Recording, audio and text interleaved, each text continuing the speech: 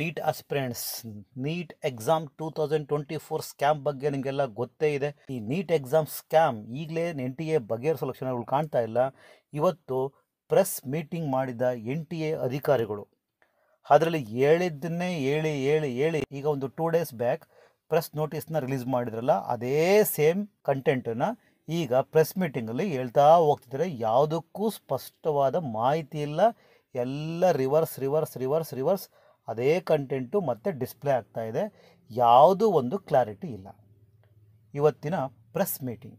So ಇವತ್ತಿನ press ಮೀಟಿಂಗ್ನಲ್ಲಿ main ಆಗಿದ್ದ agenda ಇಷ್ಟೇ: NTA ಯಾವುದೇ ಸ್ಕ್ಯಾಮ್ ಮಾಡಿಲ್ಲ, ಯಾವುದೇ ಕಾಪಿ ಅಥವಾ mall practice question paper leak ಆಗಿಲ್ಲ, NTA ಕಡೆಯಿಂದ ಆಗಿಲ್ಲ, ನಾವು ಸತ್ಯವಂತರು, ಯಾವುದೇ ಸ್ಕ್ಯಾಂಡಲ್ ಆಗಿಲ್ಲ, ಸ್ಕ್ಯಾಮ್ ಆಗಿಲ್ಲ ಅಂತ NTA ಸ್ಪಷ್ಟಪಡಿಸ್ತಲೇ ಇತ್ತು ಇವತ್ತಿನ ಪ್ರೆಸ್ ಮೀಟಿಂಗ್ನಲ್ಲಿ. ಇವತ್ತು NTA ಕಡೆಯಿಂದ ಒಂದು ಪ್ರೆಸ್ ಮೀಟ್ ನಡೀತು. ಆ ಪ್ರೆಸ್ ಮೀಟ್ನಲ್ಲಿ ಡೈರೆಕ್ಟರ್ ಜನರಲ್ ಏನು ಹೇಳಿದ್ರು ಅಂದರೆ, ಈಗ ನಾವು ಗ್ರೇಸ್ ಮಾರ್ಕ್ಸ್ ಕೊಟ್ಟಿರೋದು ಮೋರ್ ದೆನ್ 1500 ಸ್ಟೂಡೆಂಟ್ಸ್ಗೆ ದೋಸ್ ಇನ್ ದ ಎಕ್ಸಾಮ್. ಆ ಎಕ್ಸಾಮಲ್ಲಿ ಯಾವ ವಿದ್ಯಾರ್ಥಿಗಳಿಗೆ ಟೈಮ್ ಶಾರ್ಟೇಜ್ ಆಗಿತ್ತು ಅಂಥ ಮಕ್ಕಳಿಗೆ ನಾವು ಗ್ರೇಸ್ ಮಾರ್ಕ್ಸ್ ಕೊಟ್ಟಿದ್ದೀವಿ ಅಂತ ಹೇಳ್ತಾರೆ.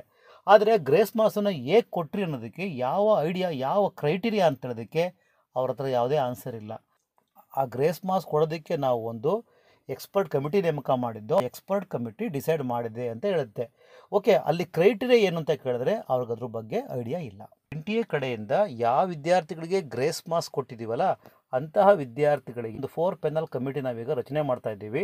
ಯಾರಿಗೆ ಗ್ರೇಸ್ ಮಾರ್ಕ್ಸ್ ಕೊಟ್ಟಿದ್ದೀವಲ್ಲ ಆ ವಿದ್ಯಾರ್ಥಿಗಳಿಗೆ ಅದನ್ನು ಈಗ ಈ 4 ಪೆನಲ್ ಕಮಿಟಿ ಕೂಲಂಕುಷವಾಗಿ ಅಧ್ಯಯನ ಮಾಡುತ್ತೆ. ಅಧ್ಯಯನ ಮಾಡಿದ ಮೇಲೆ ನಮಗೆ ರಿಪೋರ್ಟ್ ಕೊಡುತ್ತೆ ವಿತಿನ್ 1 ವೀಕಲ್ಲಿ. ಇಯರ್ಲಿ 1500 ಸ್ಟೂಡೆಂಟ್ಸ್ಗೆ ಈಗ ಗ್ರೇಸ್ ಮಾರ್ಕ್ಸ್ ಕೊಟ್ಟಿದ್ದಾರಲ್ಲ, ಆ ವಿದ್ಯಾರ್ಥಿಗಳ ರ್ಯಾಂಕು ಏನಾದರೂ ರಿವೈಸ್ ಆದರೂ ಆಗಬಹುದು ಅಂತ ಹೇಳ್ತಾ ಇದ್ದಾರೆ. ಆ 1500 ಸ್ಟೂಡೆಂಟ್ಸ್ ರ್ಯಾಂಕು ರಿವೈಸ್ ಆದರೆ ಎಂಟೈರ್ ರ್ಯಾಂಕ್ ರಿವೈಸ್ ಆಗಬೇಕಲ್ವ? ಇದು ಕಾಮನ್ ಸೆನ್ಸ್ ಅಲ್ವಾ? ಆ ಕಾಮನ್ ಸೆನ್ಸನ್ನು DG ಅವರು ಉಪಯೋಗಿಸ್ತಾ ಇಲ್ಲ. ಈಗ 1500 ಸ್ಟೂಡೆಂಟ್ಸ್ಗೆ ರ್ಯಾಂಕ್ ವೇರಿ ಆದರೆ ಆಲ್ ಇಂಡಿಯಾ ರ್ಯಾಂಕಿಂಗ್ ಎಲ್ಲ ವಿದ್ಯಾರ್ಥಿಗಳಿಗೂ ವೇರಿ ಆಗುತ್ತಲ್ವ? ಈಗ ಸಪೋಸ್ ಈಗ 1500 ಸ್ಟೂಡೆಂಟ್ಸಲ್ಲಿ 1000 ಸ್ಟೂಡೆಂಟ್ಸು ರ್ಯಾಂಕು ಕಡಿಮೆ ಆದರೆ ಅವಾಗ ಏನಾಗುತ್ತೆ? ಅವ್ರ ಮಾರ್ಕ್ಸ್ಗಳು ಕಡಿಮೆ ಆದರೆ ಎಲ್ಲ ವಿದ್ಯಾರ್ಥಿಗಳ ರ್ಯಾಂಕು ವೇರಿ ಆಗಬೇಕಲ್ವ? ಸೊ ಓಕೆ, ಅದು ಡೈರೆಕ್ಟರ್ ಜನರಲ್ ಹೇಳ್ತಾ ಇಲ್ಲ, ಯಾರಿಗೂ ಏನು ವೇರಿ ಆಗಲ್ವಂತೆ. ನಾವು ಯಾವುದೇ ರೀತಿ ಎಕ್ಸಾಮ್ ಮಾಡೋ ನೆಸಿಟಿ ಇಲ್ಲ ಅಂತಲೂ ಹೇಳ್ತಾ ಇದ್ದಾರೆ. ಈಗ ತಜ್ಞರ ಕಮಿಟಿ ನೇಮಕ ಮಾಡ್ತೀವಲ್ವ, ಆ ತಜ್ಞರ ಕಮಿಟಿ ಏನು ರಿಪೋರ್ಟ್ ಕೊಡುತ್ತೆ 1 ವಾರ ಆದಮೇಲೆ ಅದ್ರ ಬಗ್ಗೆ ನಾವು ಎಕ್ಸಾಮ್ ಮಾಡಬೇಕಾ ಅಥವಾ ಆ ತಜ್ಞರ ಕಮಿಟಿ ಏನು ಹೇಳುತ್ತೆ ಅದ್ರ ಬಗ್ಗೆ ನಾವು ಡಿಸೈಡ್ ಮಾಡ್ತೀವಿ, ಆಮೇಲೆ ಡಿಸೈಡ್ ಮಾಡ್ತೀವಿ ಅಂತ NTA ಹೇಳ್ತಾ ಇದೆ.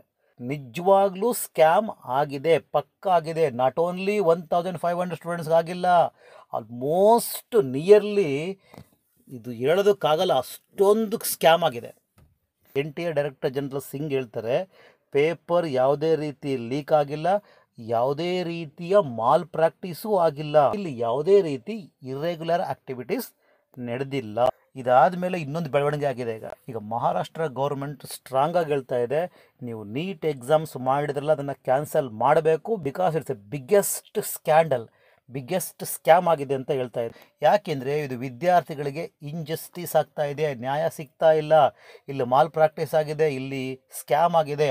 ಆದ್ದರಿಂದ ಈ ಎಕ್ಸಾಮನ್ನೇ ಕ್ಯಾನ್ಸಲ್ ಮಾಡಬೇಕು, ಮತ್ತೆ ಬೇಕಾದ್ರೆ ಎಕ್ಸಾಮ್ ಮಾಡಿ, ಬಟ್ ಈ ಎಕ್ಸಾಮ್ ಮೇಲೆ ವಿದ್ಯಾರ್ಥಿಗಳ ರ್ಯಾಂಕನ್ನು ಕೊಡಬೇಡಿ, ಇಟ್ಸ್ ಎ ಬಿಗ್ ಸ್ಕ್ಯಾಂಡಲ್ ಅಂತ ಹೇಳ್ತಾ ಇದೆ.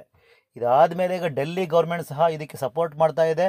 ಸೊ ಹಾಗಾಗಿ ಆಲ್ಮೋಸ್ಟ್ ಎಲ್ಲ ಕಡೆ ಎಲ್ಲ ಸ್ಟೇಟ್ ಗೌರ್ಮೆಂಟು ಸಹ ಈಗ ಅಪೋಸ್ ಮಾಡ್ತಾ ಇದ್ದಾವೆ. ಸೊ ಇದೇ ರೀತಿ ಆದರೆ ನೆಕ್ಸ್ಟ್ ಈಗ CBIಗೆ ತನಿಖೆ ಕೊಡಬೇಕು ಅಂತ ಎಲ್ಲ ಕಡೆ ಕೇಳಿಬರ್ತಾ ಇದೆ. ಇದರಲ್ಲಿ ಯಾರು ಇನ್ವಾಲ್ವ್ ಆಗಿದ್ದಾರೋ they must punish, they should punish. Okay, ನಮ್ಮ ಚಾನಲ್ನ ಇದುವರೆಗೂ ಸಬ್ಸ್ಕ್ರೈಬ್ ಮಾಡ್ಕೊಂಡಿಲ್ಲ ಅಂದರೆ ಸಬ್ಸ್ಕ್ರೈಬ್ ಮಾಡ್ಕೊಳ್ಳಿ. ಮತ್ತು ನೀಟ್ ಸ್ಕ್ಯಾಮ್ ಬಗ್ಗೆ ನಾವು ನಿಮಗೆ ಅಪ್ಡೇಟ್ ಕೊಡ್ತಾ ಇರ್ತೀವಿ. ಹಾಗೆ KCET, ನೀಟ್ ಹಾಗೆ ಇನ್ನಿತರ ಎಜುಕೇಷನ್ ಅಪ್ಡೇಟ್ಸ್ ಕೂಡ ನಮ್ಮ ಚಾನಲ್ ಕಡೆಯಿಂದ ಕೊಡ್ತಾ ಇರ್ತೀವಿ. ಟೇಕ್ ಕೇರ್, ಬಾಯ್.